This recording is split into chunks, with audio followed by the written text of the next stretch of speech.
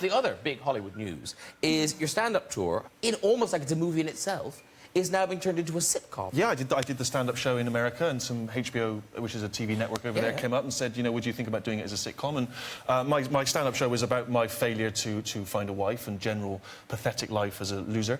And they thought, yeah, we want this on TV, and so that's what we're doing. Is there not going to come a huge dilemma, though, when they say to you, we want to turn this into a, you know, a 6-part, you know, like masses and masses of series, that if you find a wife in that time, you ruin your career? Yeah, he'll keep her in a bunker. Sort of where he already does keep her. No, it is. Yeah, you're right. It's well, I mean, it's not a documentary, so I could theoretically be married and still be acting the role. It's going to ruin your jam, though, Merch, if you do get married. Yeah. And Thank you. You're just wishing on me a deep and miserable, lonely life, just so the laughs keep coming. Is one of the episodes going to feature that sort of hideous wedding experience you had? It is. It is. We. Yeah. I mean, I thought I'd met this woman of my dreams at this wedding. I was at a wedding, and you know, you get stuck sometimes on a table with people that you don't know. And there was a girl opposite, and she was dynamite, and we hit it off. But I was stuck next to this couple, Ollie and Lisa, and they had this kid, this toddler, in a high chair, just sat there like that, just bashing this bit of breadsticks and stuff. And the mother wouldn't reprimand if you just kept going, what's he like? What's he like? And she was exhausting, and she would just dominate the table with these stories. You know, those people that just, they're not really stories. It was all that. Here's one for you. I went up the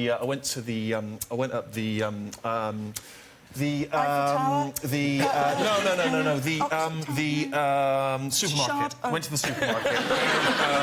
Did a big shop. Did a shop, and I got back to the checkout and I'd forgotten my purse, and I had to go home for it. That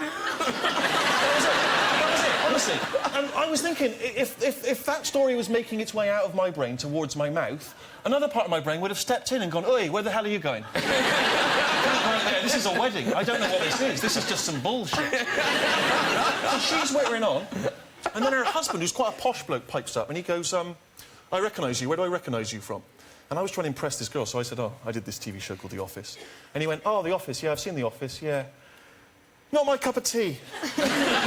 "I'll tell you where you're going wrong with The Office." He said, "Not much story." I'm thinking, yeah, because you know about stories because you're married to bloody Charles Dickens. But that's not the reason I blew it with this girl. So this toddler is sat there the whole time, right? And we're having some soup, and for no reason, this kid just took his shoe off, just lobbed it in the air, for no reason. It came flying down, it landed in my soup, right? All over me. I swear, just no one else is touched. I'm covered in it. And the mother, Lisa, just went, "What's he like?" And I said...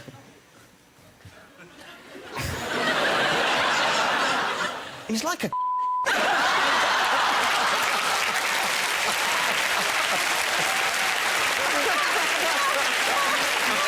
You know, you've probably seen this.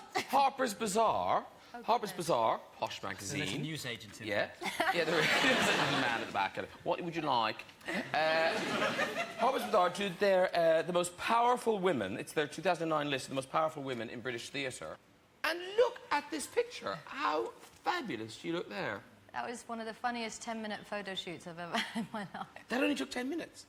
It felt like I literally had 10 minutes to run in and do, and we were saying, stand like this. That was me the whole time. The wind was blowing, the lights, the everything, and we had to, like, go, so that's You and Rosamund Pike? Yes. Yes. She's so beautiful, isn't she? Well, you both are. Absolutely gorgeous. Completely manufactured that. It's all not post-production, but with the iPhoto, no, you know, Photoshop. That's what it is. Bloke's done it on a laptop. I'll get this, don't worry about it. I'm doing a spreadsheet. Don't worry about that Photoshop, because I've got this. Hang on, then you've got a marker pen.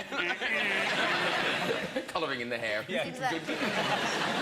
One of the things, because it was funny, because in the research, you know, so they did the research... The research that you did before I came on, you mean? Well, somebody did. Yes. And, you know, and it's got the lists of kind of various things, and it's got, you know, most powerful woman in theatre, Harpers Bazaar, and then further down the list, and this is like how your life has changed. Oh. Previously on Out magazine's list of celebrities who people would most like to drink their bath water. Yes. You were quite high up on that list. I know.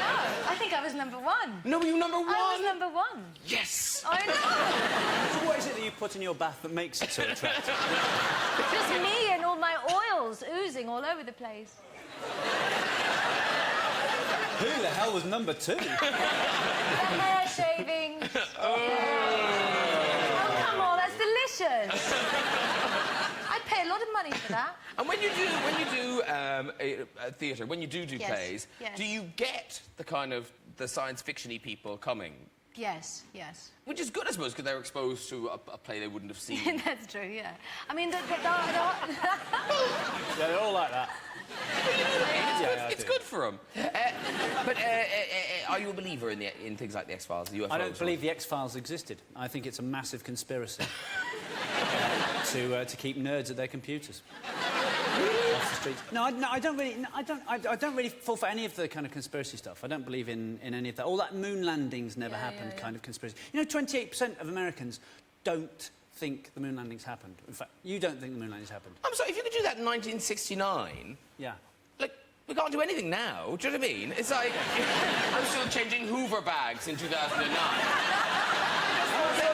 As soon as we can get to the moon, we'll find all these amazing devices. Well, no, Graham will be able to make a phone call. Yeah, but don't you think when you, as a child, you assumed that things would be better now? Like, we live in the future. Oh, yeah. But Yes. aren't we always told that at any point, about 30 years from wherever you're talking, you're going to have jetpacks? Yeah. Yes. And there'll be a monorail and Yes. flying cars. Yeah. Well, where Yes. are they, tomorrow's world? Where are yes. jetpacks? I'm still sat here. Why isn't Graham having to talk to me up there? Yeah. As I float about the place. And also... Well, Graham, that's an interesting question. In traffic, why do we even have legs still? Why haven't we evolved? That's why I think maybe things like that, those conspiracy things, might be true. I don't know. Anyway, look, the reason why I'm talking about it is... Hang on, because your toaster's not good enough, people didn't go to the moon. You know, toasters are getting worse. They are. They used to be great when I was a kid. Now, too many settings. It's either burnt or raw. Well, not raw. It's still bread. You toasted. It's bread.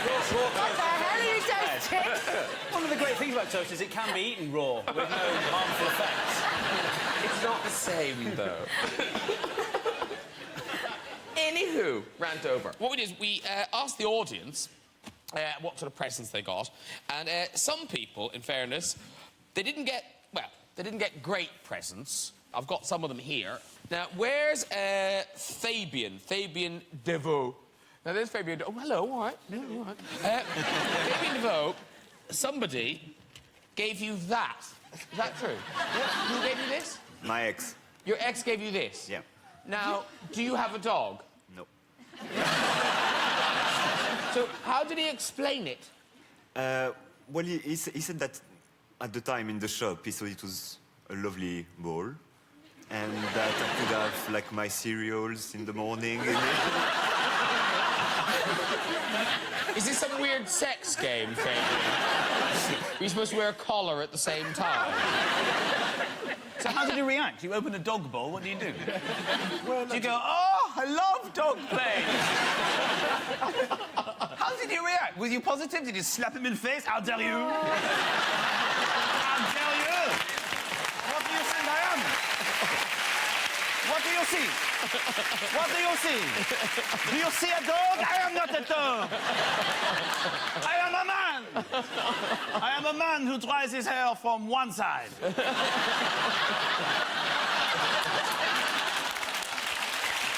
It's beautiful. It's beautiful. Now, this is really piss. This is what you're talking about. Oh, I love it!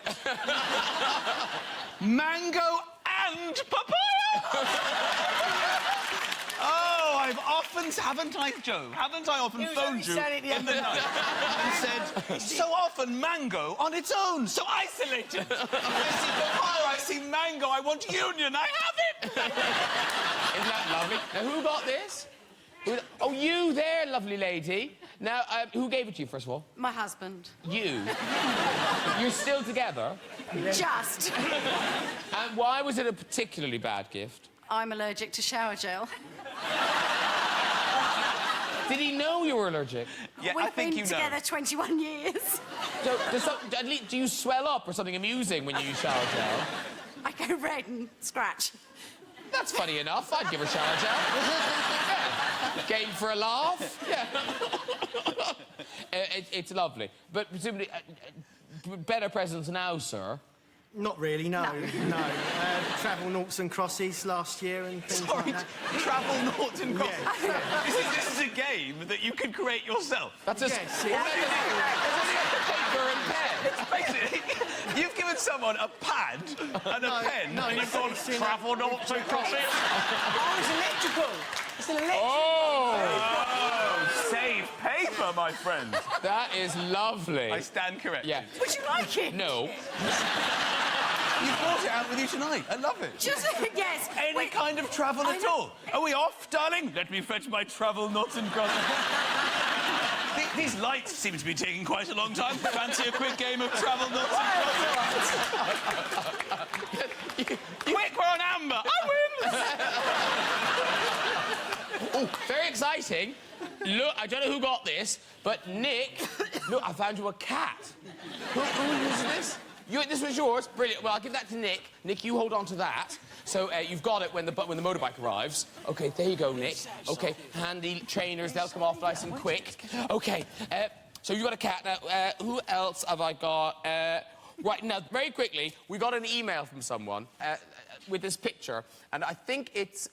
Let's have a look at the picture. This is the gift. This is Kelly. Oh, no. Now... Kelly's here, is she? There's Kelly, hello. Where's Kelly? I love Kelly looking at her hands like you've never seen that picture before in your life. So your husband bought you that outfit thinking you'd like it. I think Kelly's face says it all in the picture, really. Because it's as if, sir, you went into a shop and said, I'd like something suitable for my wife to be buried in.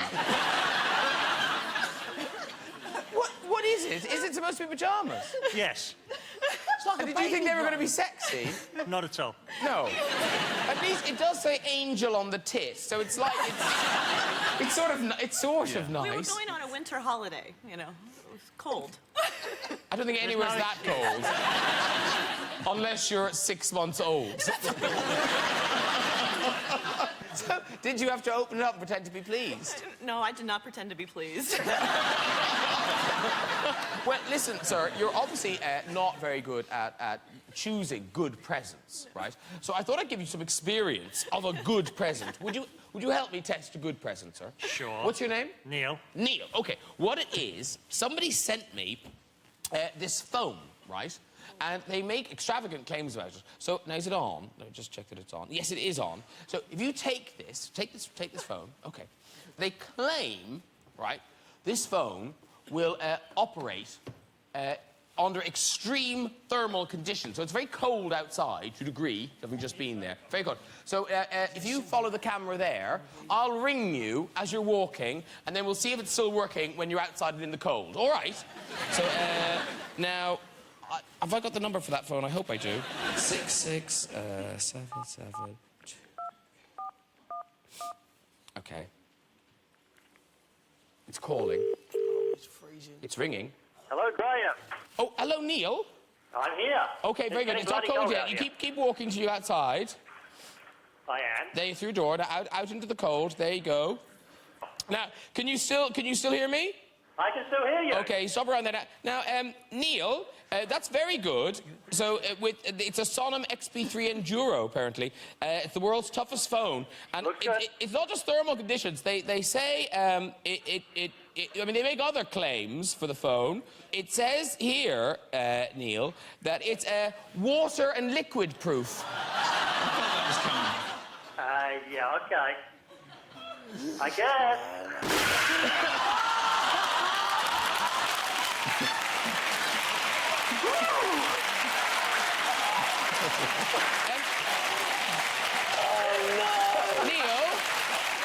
Neil? Yes, Graham? Can you hear me now? I can hear you now. It's still working. Mobile, apparently. It's also dust and microparticle proof. Can you hear me now? I can't see anything, but I can hear you. And Lastly, it is very resistant to shock and impact, Neil. Whoa!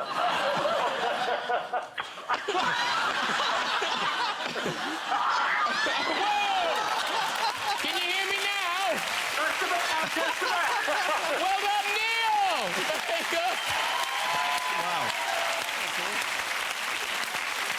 Kelly enjoyed it. Yeah.